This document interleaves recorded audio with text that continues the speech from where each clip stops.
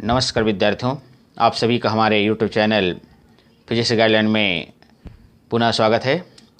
आज हम इस फिजिक्स गाइडलाइन में अध्ययन करेंगे कक्षा 12वीं भौतिकी के अध्याय 7 प्रत्यावर्ती धारा से प्रत्यावर्ती धारा संबंधित कुछ महत्वपूर्ण पदों की परिभाषाएं और उनके सूत्र पर।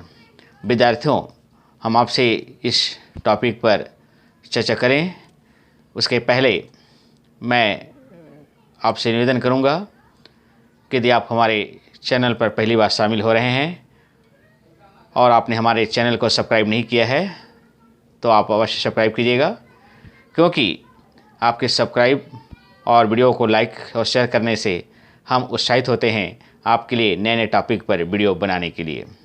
और आप इस वीडियो को शुरू से अंत तक अवश्य देखिएगा ताकि आपको प्रत्यावर्ती धारा संबंधित जो बातें बताई जा रही है वो आपको पूर्ण रूप से समझ में आ जाए। तो आइए हम चर्चा करते हैं प्रत्यावर्ती धारा किसे कहते हैं और प्रत्यावर्ती धारा संबंधित कुछ महत्वपूर्ण पदों की परिभाषाएं। तो विद्यार्थियों, हम प्रत्यावर्ती धारा की परिभाषा समझें उसके पहले हमें ये जानना है जरूरी है कि विद्युत धारा किसे कहते हैं। देखिए, आप लोगों ने पूर्व में पढ़ा है कि विद्युत धारा किसे कहते हैं। तो किसी भी चालक में आवेश प्रवाह की दर को हम विद्युत धारा कहते हैं। और ये जो विद्युत धारा जो होती है ये दो प्रकार की होती है, जिसे हम क्रमशः दिष्ट धारा एवं प्रत्यावर्ती धारा के नाम से जानते हैं। तो आइए हम सबसे पहले जानेंगे दिष्ट धारा, जिसे हम डायरेक्ट करंट या संक्षेप में डीसी के नाम से भी जानते हैं। अब दिष्ट धारा क्या है? तो दिष्ट धारा वह धारा होती है जिसका परिमाण समय के साथ परिवर्तित होते रहता है लेकिन दिशा अपरिवर्तित रहता है। विद्यार्थियों, आप जो सेल या बैटरी जो प्रयोग करते हैं उस सेल या बैटरी से जो धारा हमें प्राप्त होती है वास्तव में वह दिष्ट धारा होती है, जिसका मान तो समय के साथ बदलते रहता है लेकिन दिशा अपरिवर्तित रहता है।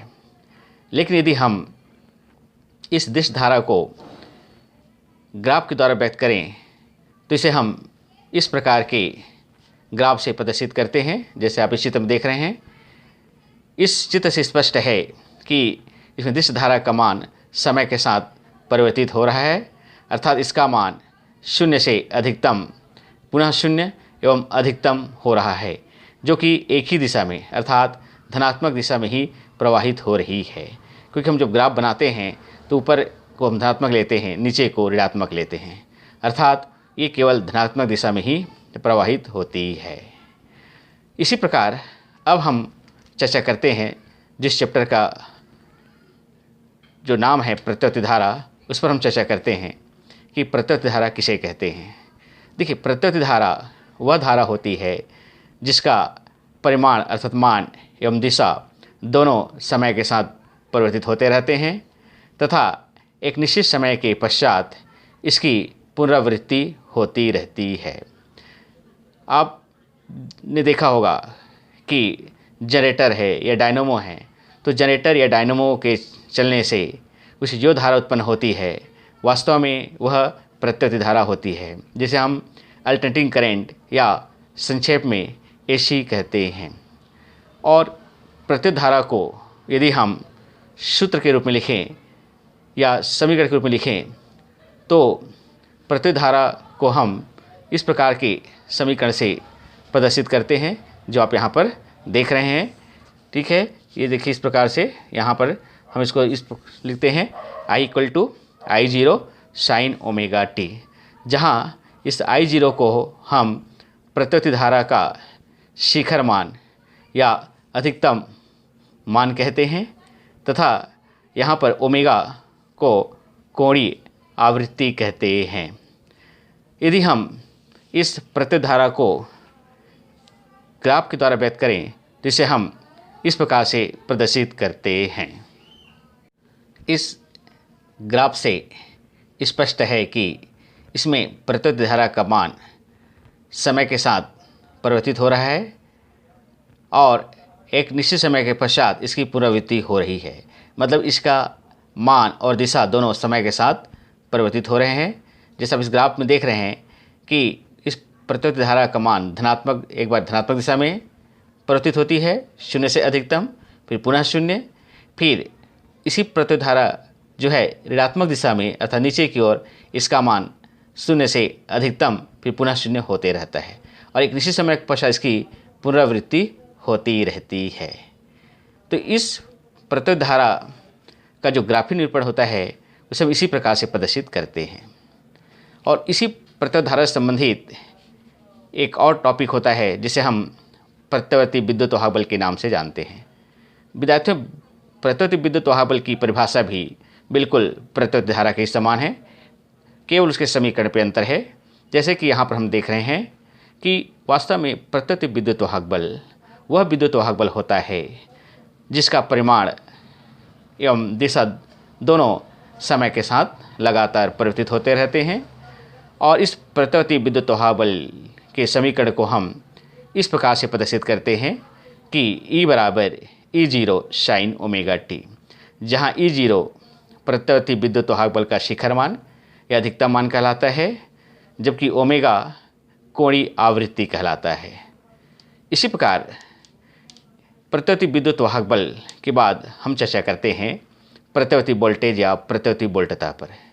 विद्यार्थियों, जब किसी भी विद्युत परिपथ में जब प्रत्यावर्ती विद्युत वाहक बल लगाया जाता है तो उस परिपथ के सिरों के मध्य एक वोल्टेज स्थापित हो जाता है, जिसे हम प्रत्यावर्ती विद्युत वाहक बल के समान इसकी भी परिभाषा बता सकते हैं कि प्रत्यावर्ती विद्युत वाहक बल में जैसे उसका मान एवं परिमाण अर्थात दिशा दोनों समय के साथ बदलते रहते हैं, ठीक उसी प्रकार इस प्रत्यावर्ती वोल्टेज का परिमाण एवं दिशा दोनों बदलते रहते हैं। और इस प्रत्यावर्ती वोल्टेज को हम सूत्र रूप में इस प्रकार से प्रदर्शित करते हैं, जैसे आप यहाँ पर देख रहे हैं कि V = V0 sin omega T, जहाँ V0 प्रत्यावर्ती वोल्टेज का शिखर मान है। विद्यार्थियों, अब हम चर्चा करते हैं इस प्रत्यावर्ती धारा से संबंधित कुछ परिभाषाएं, जिनका उपयोग जब हम इस अध्याय को, इस चैप्टर को जब पढ़ते हैं तो इस चैप्टर के अंदर में इन छोटी छोटी पदों का उपयोग होता है।